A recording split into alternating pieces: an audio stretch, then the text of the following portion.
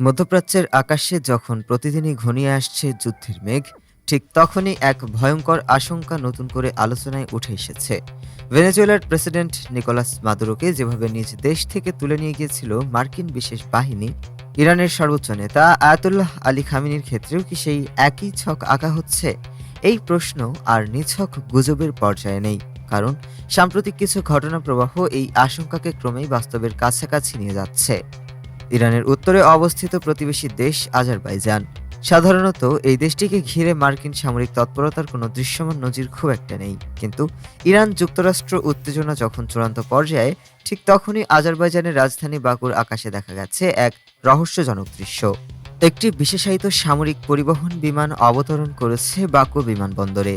এটি কোনো সাধারণ পরিবহন বিমান নয়, এটি C-130 হারকিউলিসের একটি বিশেষ সংস্করণ, যেটি মূলত কমান্ডো অপারেশন, গোপন অভিযানে সেনা পরিবহন এবং ঝুঁকিপূর্ণ অঞ্চলে রাতের অন্ধকারে প্রবেশের জন্য ব্যবহৃত হয়। ওপেন সোর্স ফ্লাইট ট্র্যাকিংয়ের তথ্য অনুযায়ী গেল বৃহস্পতিবার যুক্তরাজ্যের একটি সামরিক বিমান ঘাঁটি থেকে সরাসরি আজারবাইজানের বাকুতে পৌঁছায় এই বিমানটি। সবচেয়ে তাৎপর্যপূর্ণ বিষয় হলো উড়ানের পুরো সময় জুড়েই বন্ধ ছিল বিমানটির ট্রান্সপন্ডার। এর অর্থ কি? বিশেষজ্ঞদের মতে ট্রান্সপন্ডার বন্ধ থাকা মানেই এটি কোনো নিয়মিত রসদ সরবরাহ বা প্রশিক্ষণ মিশন নয়, বরং এটি ছিল একটি উচ্চমাত্রার গোপন অভিযানের অংশ, যার গতিবিধি জনসমক্ষে আসুক এমনটা চায়নি ওয়াশিংটন। এই বিমানের উপস্থিতি এমন এক সময় ধরা পড়ল যখন পশ্চিমা বিভিন্ন থিঙ্ক ট্যাঙ্ক ও নিরাপত্তা মহলে খোলাখুলিভাবেই আলোচনা চলছে ইরানের নেতৃত্বকে সরিয়ে দেওয়ার সম্ভাব্য উপায় নিয়ে। সেই আলোচনায় বারবার উঠে আসছে একটি শব্দ: এক্সট্রাকশন, অর্থাৎ লক্ষ্যবস্তুকে সরাসরি দেশ থেকে তুলে নিয়ে যাওয়া। আজারবাইজানের ভৌগোলিক অবস্থান এই পরিকল্পনাকে আরও ভয়ঙ্কর করে তোলে। দেশটি একদিকে ইরানের সীমান্ত ঘেঁষা, অন্যদিকে রাশিয়ার কাছাকাছি।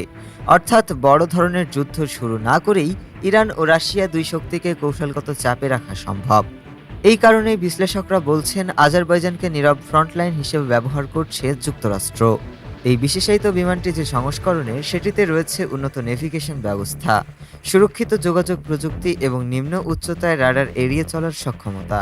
রাতের অন্ধকারে পাহাড়ি কিংবা শত্রু নিয়ন্ত্রিত আকাশসীমায় প্রবেশ, এই ধরনের মিশনের জন্যই এমন বিমান ব্যবহার করা হয়। তেহরান এই বার্তাটি খুব স্পষ্টভাবেই বুঝেছে। আজারবাইজানে মার্কিন সামরিক তৎপরতা ইরানের নিরাপত্তা মহলে গভীর উদ্বেগ তৈরি করেছে, কারণ ইরানের দৃষ্টিতে এটি নিছক সামরিক মহড়া নয়, এটি একটি যুদ্ধপূর্ব সতর্ক সংকেত। এরই মধ্যে ইরানের ভেতরে শুরু হয়েছে ব্যাপক নিরাপত্তা পুনর্মূল্যায়ন। গোপন তথ্য পাচার ঠেকাতে নিরাপত্তা বাহিনীতে চালানো হচ্ছে শুদ্ধি অভিযান। শীর্ষ পর্যায়ে সন্দেহের তালিকা তৈরি হচ্ছে কে ভেতরের মানুষ আর কে শত্রুপক্ষের জন্য কাজ করতে পারে।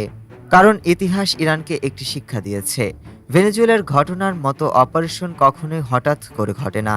তার আগে তৈরি হয় ঘাঁটি, মিত্রভূমি, নীরব আকাশপথ এবং ভেতরের সহযোগী। খামেনি প্রশাসনের আশঙ্কা, যুক্তরাষ্ট্র যদি মনে করে সরাসরি যুদ্ধের খরচ খুব বেশি, তাহলে তারা বিকল্প পথ বেছে নিতে পারে।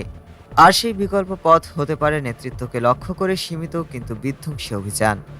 বিশেষ করে ডোনাল্ড ট্রাম্পের মতো একজন অনিশ্চিত সিদ্ধান্তপ্রবণ নেতার ক্ষেত্রে এই আশঙ্কা আরও গভীর।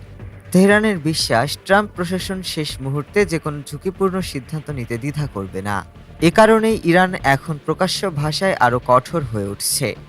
প্রতিটি বিবৃতিতে বার্তা একটাই: তারা মাথা নত করবে না। কোনো বিদেশি শক্তির চাপ, হুমকি কিংবা অপারেশনের কাছে আত্মসমর্পণ করবে না খামেনির ইরান। মধ্যপ্রাচ্যের দাবার বোর্ডে এখন প্রতিটি চাল অত্যন্ত গুরুত্বপূর্ণ। আজারবাইজানের আকাশে একটি বিমান শুধু একটি বিমান নয়, এটি হতে পারে আগাম সংকেত, অথবা হতে পারে ইতিহাস বদলে দেওয়ার প্রস্তুতির নীরব ঘোষণা। ডেস্ক রিপোর্ট, আজ বার্তা।